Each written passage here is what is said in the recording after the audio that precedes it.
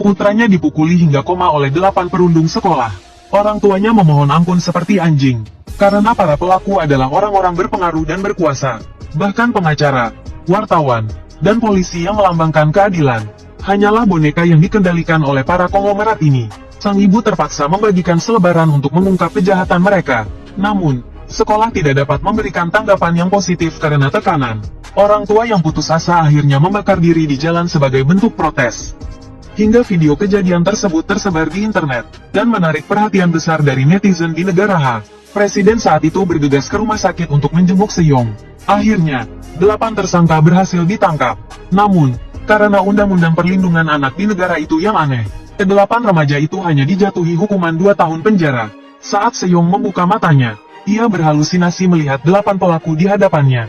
Ini adalah reaksi trauma akibat kekerasan yang berkepanjangan. Tubuh Seyong gemetar tak terkendali. Dokter menyuntikkan banyak obat penenang untuk menenangkannya. Ketika Seyong bangun lagi, ia menyadari bahwa yang merawatnya bukanlah orang tuanya, melainkan bibinya yang tinggal di luar negeri.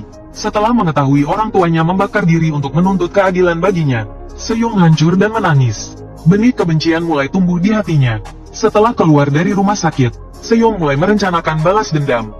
24 jam ia mengurung diri di kamar. Hanya bibinya yang secara teratur memeriksa kesehatannya. Suatu hari, ia menemukan informasi tentang orang tua para pelaku di internet. Ternyata mereka semua adalah orang-orang penting di negara itu. Bahkan salah satunya adalah calon presiden berikutnya. Informasi ini membuat Seyong sesak napas. Ia berbaring di tempat tidur, merasa tak berdaya. Tiba-tiba, terdengar suara keras dari atap. Seyong bangkit dan berjalan keluar. Saat ia membuka pintu, ia terkejut dengan apa yang dilihatnya. Ada pedang raksasa yang tertancap dan terbakar di balkon. Namun, saat Seyong mendekat, api itu menghilang. Ia memutarinya dengan rasa penasaran. Tapi setelah lama mengamati, ia tak menemukan apapun. Lalu ia kembali ke kamar dan tidur. Namun, begitu ia menutup mata, pedang raksasa di luar tiba-tiba berdengung. Dalam mimpinya, Seyong berada di tengah medan perang. Aura kematian yang mengerikan membuatnya sesak napas. Ia melihat seorang pria dengan pedang raksasa berdiri di depan pasukan. Lalu, aura pembunuh yang lebih mengerikan muncul dari belakangnya. Seyong tak bisa membuka matanya karena kekuatan yang dahsyat. Entah berapa lama kemudian, suara itu berhenti. Ketika ia membuka matanya lagi, ia melihat tumpukan mayat di depannya. Ia menatap pedang raksasa yang menjulang tinggi dengan takjub. Aura mengerikan itu membangunkan Seyong dari mimpinya. Ia segera bangkit dan berjalan keluar. Ia melihat pedang itu terbakar lagi. Seyong segera membawa seember air. Keesokan harinya, pedang itu terbakar lebih hebat. Seyong langsung menggunakan selang air. Namun, setiap kali Seyong memadamkan api, pedang itu kembali menyala. Hingga suatu hari, ia membuat keputusan berani. Sebelum terbakar, ia menggenggam gagang pedang dengan erat. Retakan pada pedang mulai terbakar perlahan. Api yang berkobar menyambarnya. Detik berikutnya, beberapa cahaya api melesat ke langit. Seyong mendongak. Terkejut dengan pemandangan itu, sebuah bola raksasa muncul di langit dan menyerap cahaya api. Lalu, hal yang lebih mengerikan terjadi. Energi dari bola cahaya itu menembus kepala Seyong. Rasa terbakar yang hebat membuat Seyong menjerit kesakitan.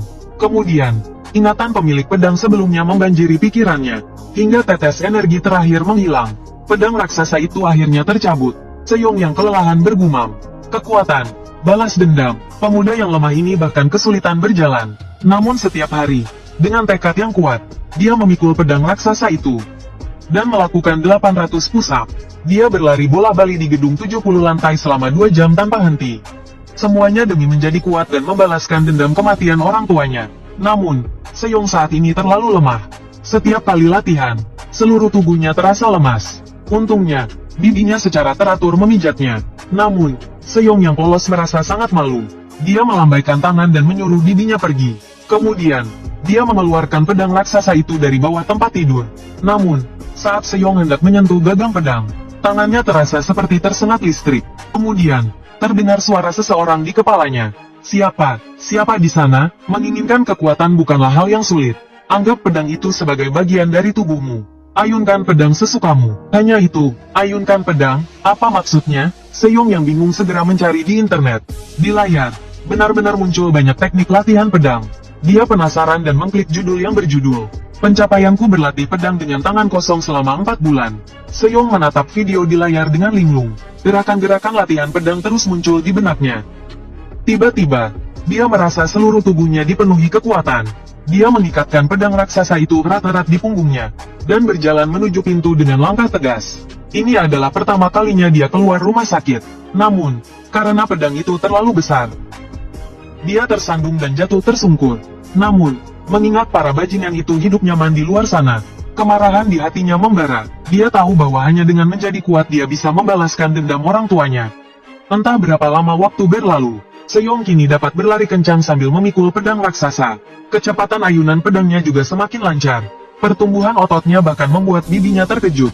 Namun, dia tahu dalam kondisi saat ini, dia belum cukup kuat untuk melawan para makhluk mengerikan itu. Hingga suatu hari setahun kemudian, semua pejalan kaki mendongak dan menatap layar di gedung tinggi. Ternyata Presiden baru negara Ha sedang berpidato.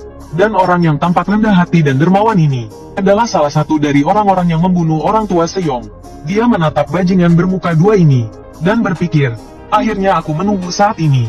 Dia dijuluki si gila pedang karena selalu mengayunkan pedangnya sepanjang tahun. Pedangnya selalu bersamanya, dan dia selalu bersama pedangnya. Saat lapar, dia makan mie instan.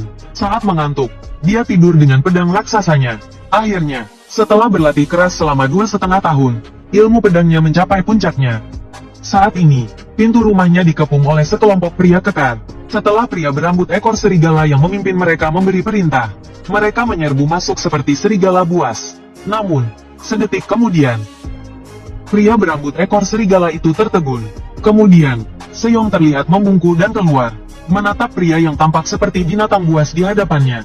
Seyong tidak memberinya kesempatan untuk bereaksi. Bambang menghajarnya habis-habisan dengan tinjunya. Jeritan keras itu membuat seorang ibu yang sedang olahraga pagi curiga. Polisi yang menerima laporan segera tiba di tempat kejadian. Saat pintu dibuka, mereka gemetar ketakutan melihat tubuh Seyong. Dan yang lebih mengerikan lagi, ada sekelompok pria pingsan tergeletak di balkon. Saat seorang polisi muda menginterogasi Seyong, rekannya menerima telepon dari atasan untuk mundur. Orang itu adalah salah satu dari mereka yang membunuh orang tua Seyong. Kabar itu dengan cepat sampai ke 8 pemuda yang melakukan kekerasan tersebut. Untuk segera menghabisi Seyong, mereka menyewa pembunuh bayaran top Jepang dengan harga mahal. Saat ini, keduanya telah sampai di depan pintu Seyong. Pria botak itu bersiap mendobrak pintu. Tapi sedetik kemudian, pria botak itu tertanam di pintu besi akibat satu pukulan. Dari belakang, Jianta mencoba menyerangnya secara diam-diam. Namun, Seyong tidak bereaksi sama sekali saat ditinju. Dalam sekejap, pembunuh bayaran top Jepang itu dikalahkan dengan mudah. Saat itu, pria botak itu baru berhasil melepaskan diri dari pintu. Tapi Seyong tidak menyerangnya lagi, karena dia akan membawa pria botak itu langsung ke sarang musuh. Namun, penampilan Seyong terlalu mencolok. Begitu sampai di lantai bawah villa, dia menarik perhatian warga. Bahkan ada yang iseng memulai siaran langsung. Hal ini membuat orang-orang di dalam rumah merasakan aura kematian. Mereka mulai melarikan diri, tapi tanpa disangka, si rambut pirang bertemu langsung dengan Seyong. Dia langsung mengikat si rambut pirang. Segera, banyak mobil polisi dan pesawat tempur tiba di tempat kejadian. Kapten polisi memperingatkan Seyong untuk memastikan keselamatan sandera. Dia adalah putra pria itu. Tapi Seyong tidak gentar menghadapi semua ini. Dia hanya berkata dengan tenang, "Aku Kang Seyong, aku kembali." Ini jelas merupakan balas dendam yang paling memuaskan dalam sejarah. Seorang anak laki-laki berusia 10 tahun, di depan 8 miliar orang di seluruh dunia, langsung memenggal kepala putra seorang presiden. Dan Seyong masih memiliki 7 target balas dendam seperti ini. Putri Presiden, Zhang Biqi, Putra Menteri Pertahanan, Xiao Lanzi, dan lain-lain. Meskipun mereka adalah orang-orang yang paling tidak boleh diganggu di negara ini, Seyong bersikeras untuk bertarung mati-matian melawan mereka sebagai manusia biasa. Karena dia bukan lagi pecundang lemah yang bisa diinjak-injak. Bahkan senapan sniper terkuat di dunia, bisa dengan mudah ditangkis dengan gagang pedangnya. Dengan sekali tebasan, dia bisa membelah mobil polisi anti huru-hara menjadi 2. Dan Seyong, yang berada di pusat ledakan, keluar tanpa cedera sedikit pun sambil menerjang api. Saat ini, presiden yang menyaksikan di layar benar-benar hancur.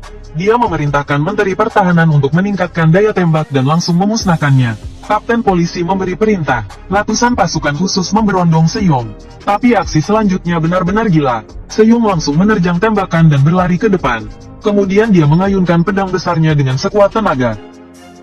Hanya dengan sekali tebasan, dia mengalahkan satu pasukan khusus. Namun, Seyong tidak sedikit pun lengah. Dia langsung menuju rumah sakit tempat Biqi dan yang lainnya bersembunyi. Rumah sakit itu sekarang telah diambil alih sepenuhnya oleh pengawal presiden.